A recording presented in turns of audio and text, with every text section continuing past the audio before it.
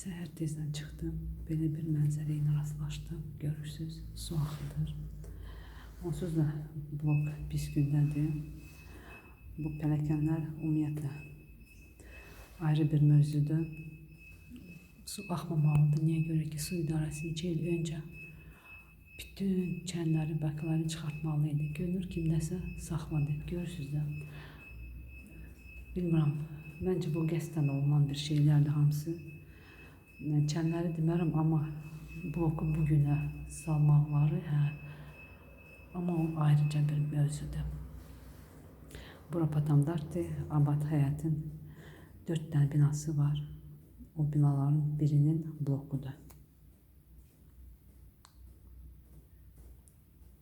Gününüz uğurlu olsun. Belə mənzərə ilə rastlaşmayasınız. Belə başınıza şeylər gəlməsin.